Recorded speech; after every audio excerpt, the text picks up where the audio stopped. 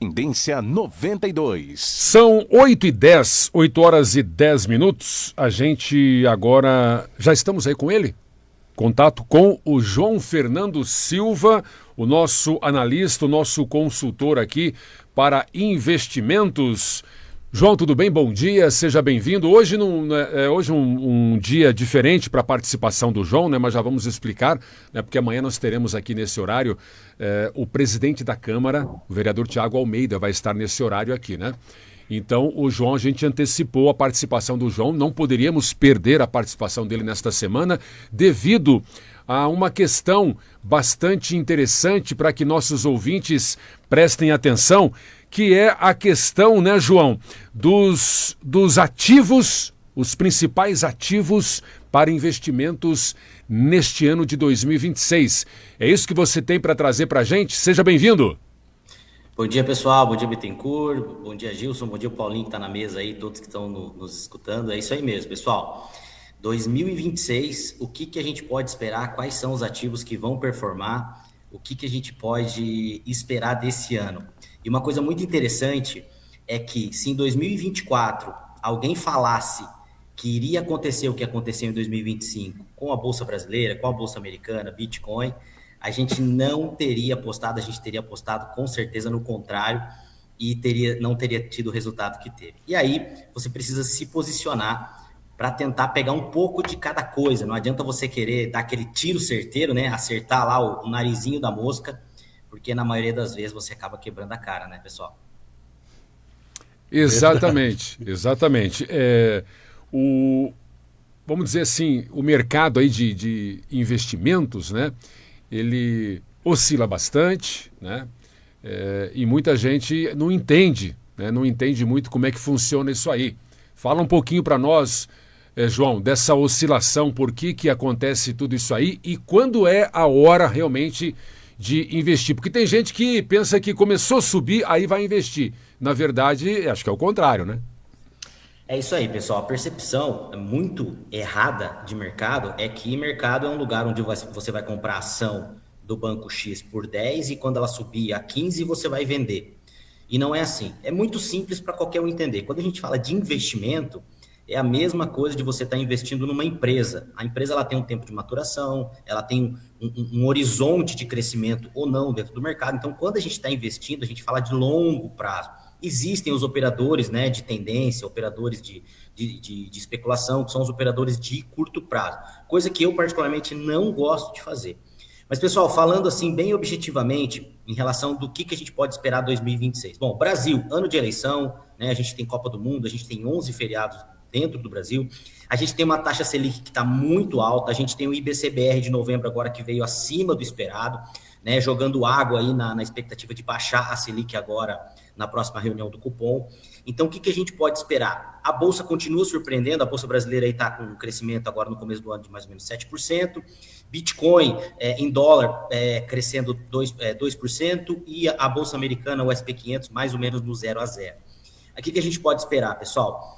Que se a gente tiver uma troca de governo, a gente vê dólar para baixo e a gente vê bolsa para cima. Caso a gente não tenha troca de governo, a gente vê, no primeiro momento, bolsa caindo e dólar subindo, tá? No mercado americano, apesar de tudo aquilo que Donald Trump vem fazendo, né, ele parece que opera como um presidente de país da América do Sul, o mercado americano continua resiliente. E só uma notícia para os ouvintes aí, pessoal, o dólar, ele está perdendo força como reserva mundial de valor, tá? Claro que isso não vai acontecer daqui 2, 3, 4, 5 anos, mas o dólar sim vem perdendo força, ouro crescendo muito, isso mostra que os próprios países que imprimem a moeda, que fazem, né, a gente utilizar essa moeda que vai perdendo valor a cada dia, porque ela é impressa cada dia mais, estão comprando reserva em ouro. O Brasil tem aumentado pouco, mas tem aumentado, os outros países e fundos têm aumentado a reserva do ouro, tanto é que o ouro ano passado, depois da prata, né, foi a commodity que mais teve crescimento no ano, né? Ô João, você falando aí do dólar perdendo força a nível mundial, e tem aquela questão do fundo dinamarquês, que diz, olha, vou me livrar de todos os nossos títulos americanos porque o governo não está dando pinta de que a gente possa ficar bem no negócio. Isso pode gerar prejuízo para a Dinamarca, gera prejuízo para o governo americano. Como é que fica essa situação? Estamos falando de cerca de 100 bilhões de dólares. Isso. Ô Gilson, na verdade a Dinamarca falou que tem outras alternativas, mas pelo menos as matérias que eu li, eles não citaram quais são as alternativas em relação ao Tesouro americano. Agora, o que acontece? O Trump, a coisa que o mercado mais odeia não é um cenário ruim. Cenário ruim para o mercado é tranquilo, porque quem está operando no mercado vai se posicionar. A coisa que qualquer ser humano não gosta, e principalmente que opera no mercado não gosta, é imprevisibilidade. E eu vou falar para vocês, eu acho que na história recente dos Estados Unidos a gente nunca teve um presidente que falou tanto como o Trump, não fez, aí depois volta, faz. Isso para o mercado é muito ruim. Isso para os Estados Unidos como xerife do mundo é muito ruim também, porque você imagina só, você tem lá um cara que é o juiz do mundo, aquele cara que bota a ordem na casa, e cada hora ele fala uma coisa, cada hora ele gosta de uma cor, cada hora ele tá tomando uma decisão diferente. Isso é muito ruim para quem está debaixo do guarda-chuva deles. E é isso que o mercado está vendo. Essas atitudes do Trump está sendo muito ruim pro próprios Estados Unidos e para o mercado mundial. Por quê? Porque todo mundo via os Estados Unidos como um país de segurança. E a gente vê o Trump fazendo algumas coisas assim que esses dias ele estava falando em fazer a questão do armamento americano lá, fazer as empresas investirem um valor X no mercado de armamento. Gente, isso é uma coisa inimaginável, isso é coisa de país socialista. Então é muito complicado. Mas aí, Gilson, qual que é a ideia? E não é recomendação, tá, pessoal? Eu, por exemplo, se o Brasil for bem, eu estou posicionado. Se os Estados Unidos e a Europa for bem, eu também estou posicionado. Então, até o pessoal mandou esses dias na caixinha lá do Resenha uma pergunta, tá, mas e aí? Onde você está? Eu estou nos dois. O investidor global está nos dois. A gente tem que estar nos dois mercados. Essa é a estratégia, né? Você nunca, como diz o velho ditado, coloca todos os ovos numa cesta só, né? Essa frase é muito sábia. Você diversificando, se um vier a dar prejuízo, você se sustenta do outro lado, João. Isso aí, quem não arrisca nada, está arriscando tudo, na verdade, né? 8 horas e 17 minutos, 8 e 17. Investimentos são iguais para classe baixa, classe média e classe alta ou não, João? Investimento, Bittencourt, é investimento. O que muda é a mentalidade, né? A gente sempre fala assim, no Brasil é um absurdo você falar de investimento com uma população que tem uma média salarial aí de 2, 3 mil reais. Bom, mas a maioria dessas pessoas que tem uma média salarial aí de 2, 3 mil reais, a maioria, tá? Não estou generalizando aqui, tem lá o seu churrasquinho no final de semana, que a gente já falou várias vezes aqui, né? Jogavam no Tigrinho lá, se bem que agora o governo está barrando, né? Pessoas que têm auxílio para jogar nessas plataformas.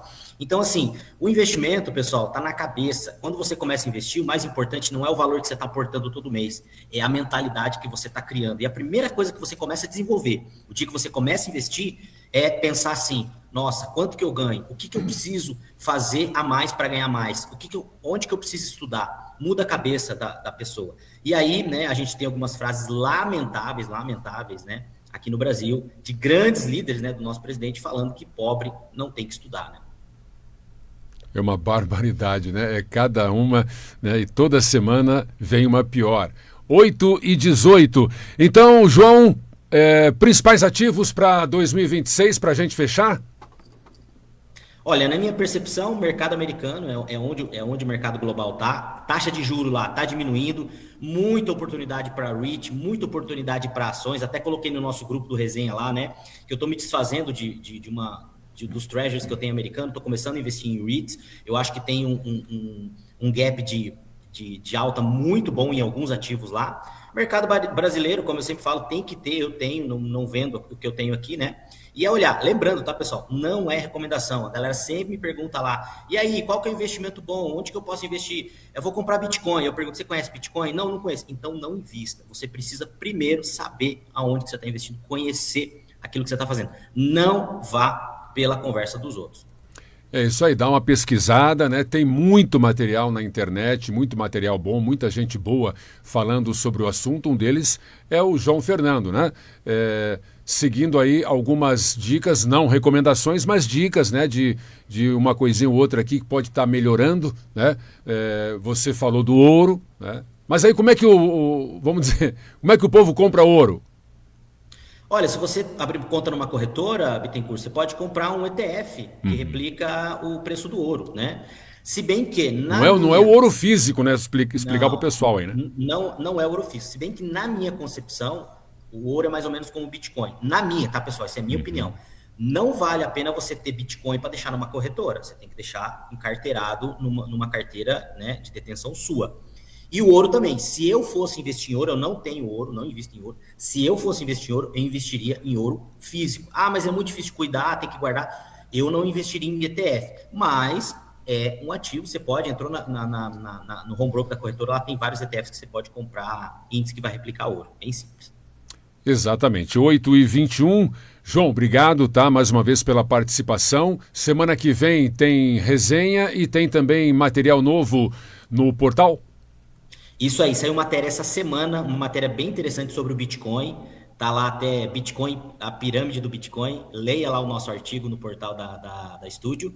E resenha segunda-feira às 13 horas. Eu espero todos vocês aí. Ok, forte abraço, bom final de semana. Amém. Final de semana abençoado aí. Valeu, gente. Um abraço. Valeu.